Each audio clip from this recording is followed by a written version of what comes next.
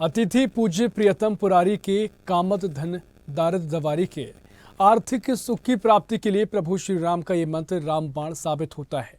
अयोध्या में राम मंदिर की प्राण प्रतिष्ठा के बाद अपने आप इस मंत्र का लाभ मिलता नजर आ रहा है।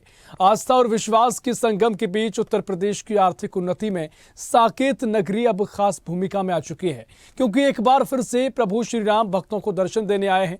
हर साल जब करोड़ों भक्त अयोध्या आएंगे तो उससे उत्तर प्रदेश की अर्थव्यवस्था की भी नई उड़ान भरेगी। लोगों के रोजगार में बढ़ोतरी हो रही है और राम की कृपा, लक्ष्मी की कृपा बरस रही है। देखिए हमारी इस खास रिपोर्ट में।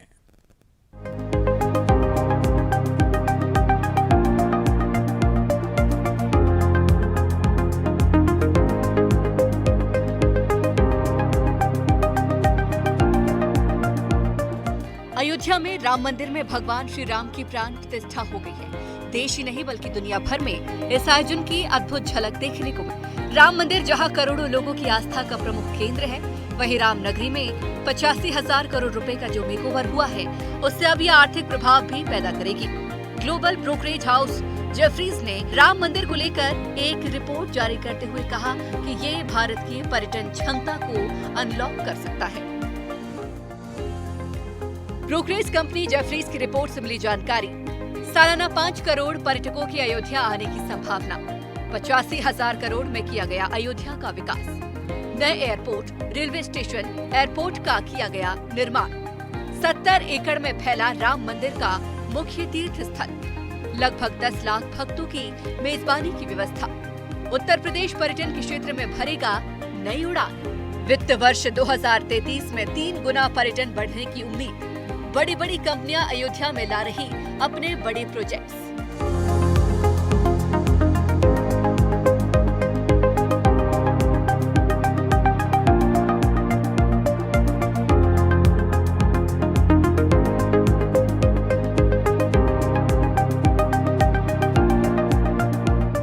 जेफरीज ने अपनी रिपोर्ट में से होने वाले आर्थिक प्रभाव के बारे में विस्तार से बताया है। इसमें कहा गया है कि अयोध्या में हुआ ये बदलाव और राम मंदिर हर साल 5 करोड़ से ज्यादा पर्यटकों को अपनी ओर आकर्षित करेगा। ब्रोकरेज का कहना है कि एक सार्थक रूप से बड़ा आर्थिक प्रभाव पैदा कर सकता है। आर्थिक उन्नति के समय में अयोध्या के लिए कई एयरलाइंस ने अपनी उड़ानें शुरू की है।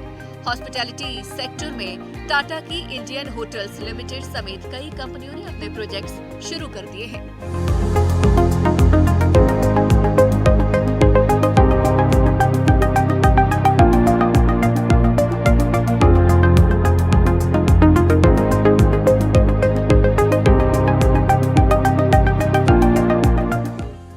अयोध्या में राम मंदिर में भगवान श्री राम के 5 वर्ष के राघव रूप की प्राण प्रतिष्ठा 22 जनवरी को प्रधानमंत्री नरेंद्र मोदी की मौजूदगी में की गई। इसी दिन जेफरीज ने अपनी रिपोर्ट शेयर की।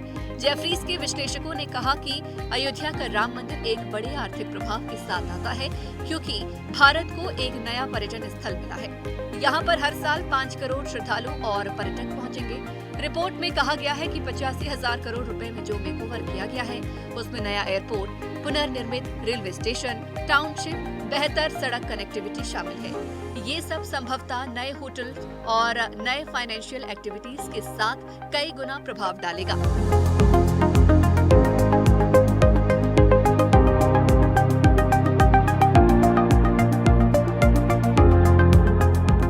उत्तर प्रदेश की योगी सरकार ने अयोध्या में बढ़ने वाले पर्यटन को लेकर भी खास तैयारी की है। जेफरीज के मुताबिक लगभग 70 एकड़ में फैला मुख्य तीर्थ स्थल लगभग 10 लाख भक्तों की एक साथ मेजबानी करने के लिए तैयार किया गया है। हर दिन यहाँ पर तीर्थ यात्रियों की संख्या 1 से 1.5 लाख तक पहुँचने की उम्मीद है। रिपोर्ट में कहा गया है कि भारत के टूरिज्म सेक्टर में धार्मिक पर्यटन अभी भी सबसे बड़ा हिस्सा रखता है। देश के कई लोकप्रिय धार्मिक केंद्र मौजूदा बुनियादी ढांचे की बाधाओं के बावजूद करीब 3 करोड़ पर्यटकों को आकर्षित करते हैं। और अब जबकि बेहतर कनेक्टिविटी और इंफ्रास्ट्रक्चर के साथ एक नए धार्मिक पर्यटन केंद्र अयोध्या का निर्माण किया गया है, जो इस सेक्टर में बूस्टर का काम करेगा।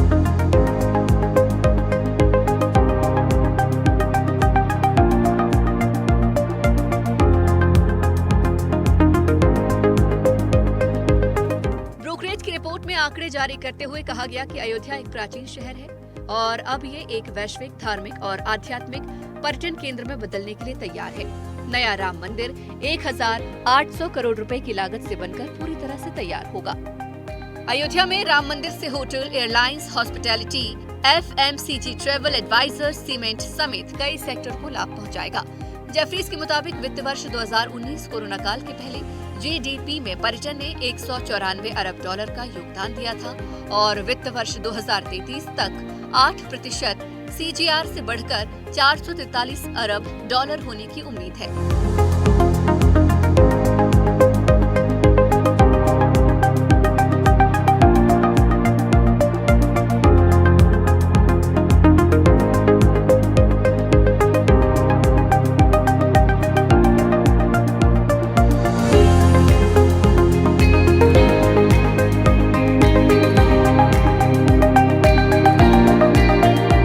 राम की कृपा उत्तर प्रदेश पर किस तरह से धन की बारिश करने वाली है, इसका अंदाजा लगाया जा चुका है।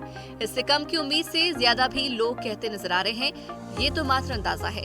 दुनिया भर में रहने वाले राम भक्त एक बार ही नहीं, कई बार अपने आराध्य के दर्शन करने आएंगे।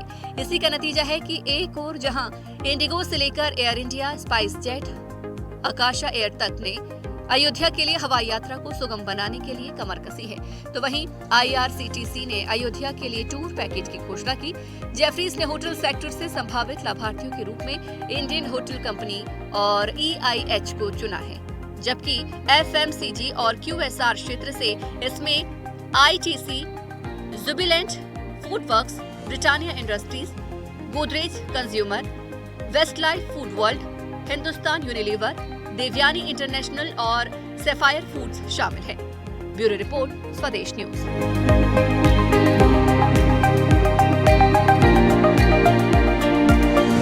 ऐसी ही खबरों के लिए हमें लाइक करें, शेयर करें, फॉलो करें और YouTube पर सब्सक्राइब करें और बेल आइकन दबाना ना भूलें। साथ ही ताजा अपडेट्स के लिए हमारी वेबसाइट swadeshlive.com पर जरूर जाएं।